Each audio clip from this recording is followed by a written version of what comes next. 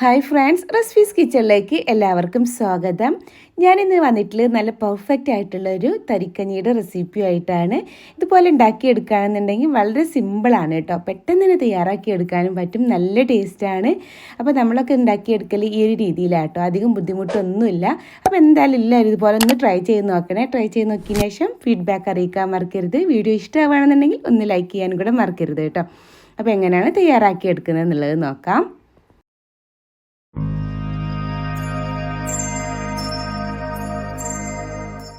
അപ്പോൾ ഇത് നമുക്ക് തയ്യാറാക്കി എടുക്കാൻ വേണ്ടിയിട്ട് സ്റ്റൗവിൽ ഞാനൊരു കടായി പാൻ വെച്ചൊന്ന് ചൂടാക്കി എടുത്തിട്ടുണ്ട് കേട്ടോ. അതിലേക്ക് 2 ടേബിൾ സ്പൂണോളം നെയ്യാണ് കേട്ടോ ഒഴിച്ചു കൊടുത്തിട്ടുള്ളത്.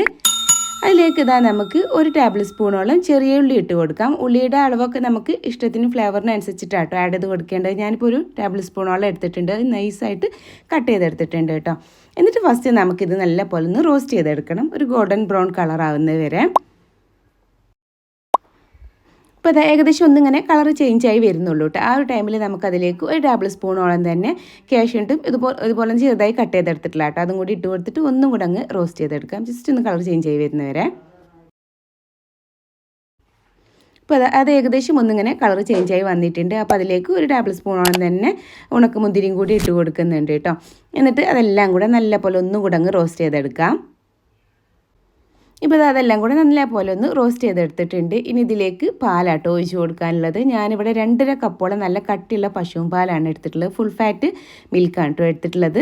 അത് അതിലേക്ക് അങ്ങ് ഒഴിച്ച് കൊടുക്കുകയാണ്. അതിൻ്റെ കൂടെ തന്നെ നമുക്കതിലേക്ക് കുറച്ച് വെള്ളം കൂടെ ആഡ് ചെയ്ത് കൊടുക്കാം കേട്ടോ. നല്ല കട്ടിയുള്ള പാലായതുകൊണ്ട് തന്നെ ഒന്ന് ലൂസാക്കി എടുക്കാൻ വേണ്ടിയിട്ട് ഞാൻ 1 കപ്പോളം വെള്ളം കൂടെ അതിലേക്ക് അങ്ങ് ഒഴിച്ച് കൊടുക്കുന്നുണ്ട്. ഇനി ഇതിലേക്ക് നമ്മൾ അടുത്തതായിട്ട് ആഡ് ചെയ്ത് കൊടുക്കുന്നത് മധുരത്തിന് ആവശ്യമായിട്ടുള്ള പഞ്ചസാരയാണ് കേട്ടോ. അപ്പോൾ ഞാനിവിടെ ഒരു 3 ടേബിൾ സ്പൂണോളം പഞ്ചസാര ആഡ് ചെയ്ത് കൊടുക്കുന്നുണ്ട്. അതായത് 1/3 കപ്പ് എന്നുള്ള നിലയിലാണ് കേട്ടോ നമ്മളിതിലേക്ക് മധുരം ആഡ് ചെയ്ത് കൊടുക്കേണ്ടത്. പക്ഷേ ഞാൻ 3 ടേബിൾ സ്പൂണോളം ആഡ് ചെയ്ത് കൊടുക്കുന്നുള്ളൂ. അതൊക്കെ നമ്മുടെ ഇഷ്ടത്തിനാണ് കേട്ടോ മധുരമൊക്കെ ആഡ് ചെയ്ത് കൊടുക്കുന്നത്. പിന്നെ അതിലേക്ക് ആ മധുരമൊക്കെ ഒന്ന് ബാലൻസ് ചെയ്യാൻ വേണ്ടിയിട്ട് ഒരു 2 പിഞ്ചോളം ഉപ്പും കൂടി ഇട്ട് കൊടുത്തിട്ടുണ്ട്. എന്നിട്ട് നന്നായിട്ടൊന്ന് മിക്സ് ചെയ്ത് കൊടുത്ത് ആ ഒരു പഞ്ചസാരക്ക് ഒന്ന് മെൽറ്റായി പാല് ഒന്ന് തിളച്ച് വരുന്നവരെ ഒന്ന് വെയിറ്റ് ചെയ്യാം. ഇതുപോലെ നന്നായിട്ടൊന്ന് അങ്ങ് മിക്സ് ചെയ്ത് കൊടുക്കണേ. അതുപോലെ തന്നെ നമ്മുടെ ചാനൽ ഇതുവരെ സബ്സ്ക്രൈബ് ചെയ്യാതെയാണ് ഈ ഒരു വീഡിയോ കാണുന്നതെന്നുണ്ടെങ്കിൽ വീഡിയോയിൽ തൊട്ട് താഴെ കാണുന്ന ഒരു സബ്സ്ക്രൈബ് ബട്ടണും അതിന് തൊട്ടടുത്ത് തന്നെ ഒരു ബെല്ലൈക്കൺ വരും. അതിൽ ഓൾ എന്നുള്ള ഓപ്ഷനും കൂടെ ഒന്ന് സെലക്ട് ചെയ്യണം കേട്ടോ. എന്നാൽ മാത്രമേ ഞാൻ ഇതുപോലുള്ള വീഡിയോസൊക്കെ അപ്ലോഡ് ചെയ്യുമ്പോൾ നിങ്ങൾക്കതിൻ്റെ നോട്ടിഫിക്കേഷൻ ലഭിക്കുള്ളൂ. ഇപ്പോൾ പാലൊക്കെ ഏകദേശം ഇങ്ങനെ ചൂടായിട്ട് വന്നിട്ടുണ്ട്, പഞ്ചസാരൊക്കെ മെൽറ്റായിട്ടുണ്ട് കേട്ടോ. ഇനി ഇതിലേക്ക് നമ്മൾ അടുത്തതായിട്ട് ആഡ് ചെയ്ത് കൊടുക്കുന്നത് റവയാണ്. അപ്പോൾ ഞാനിവിടെ 1/4 കപ്പോളം റവയായിട്ട് എടുത്തിട്ടുള്ളത്. ഇത്രയും ഈ ഒരു പാലിലേക്ക് നമുക്ക് ഇത്ര മതിയാവും. കൂടിപ്പോയാൽ വല്ലാണ്ട് കട്ടിയായി പോകും കേട്ടോ. അപ്പോൾ അത് നോക്കിയിട്ട് വേണം നമ്മൾ ആഡ് ചെയ്ത് കൊടുക്കാൻ. നമ്മൾ എത്രത്തോളം പാലെടുക്കുന്നു അതിനനുസരിച്ചിട്ട് മാത്രമേ നമ്മൾ റവ ആഡ് ചെയ്ത് കൊടുക്കാൻ പാടുള്ളൂ. അത് നമ്മൾ ഇതുപോലെ ഇങ്ങനെ ഇട്ട് കൊടുക്കുമ്പോൾ ഒരു കൈ കൊണ്ട് ഇട്ട് കൊടുക്കുകയും ഒരു കൈ കൊണ്ട് ഇങ്ങനെ മിക്സ് ചെയ്ത് കൊടുക്കുകയും ചെയ്താൽ മതി കേട്ടോ. അല്ലാന്നുണ്ടെങ്കിൽ ഒന്നിച്ചങ്ങ് ഇട്ട് പോയാൽ ചിലപ്പോൾ ഒന്നായിട്ട് അങ്ങ് കട്ട കുത്തി പോകാൻ ചാൻസ് ഉണ്ട്. അപ്പോൾ ഇതുപോലെ അങ്ങനെ ഇട്ട് കൊടുത്ത് മിക്സ് ചെയ്ത് എടുക്കുകയെന്നുണ്ടെങ്കിൽ അങ്ങനെ ഒന്നും വരില്ല കേട്ടോ. അപ്പോൾ നമ്മൾ ഈ ഒരു പാലിലേക്കുള്ള അളവാണ് ഇവിടെ പറഞ്ഞിട്ടുള്ളത്. 1/4 കപ്പോളം റവയെ നമ്മൾ എടുത്തിട്ടുള്ളൂ. അപ്പോൾ നമ്മൾ കൂടുതലായിട്ട് എടുക്കുകയെന്നുണ്ടെങ്കിൽ ഇതിൻ്റെയൊക്കെ ഇരട്ടിയായിട്ട് എടുത്ത് ചെയ്തെടുത്താലും മതി.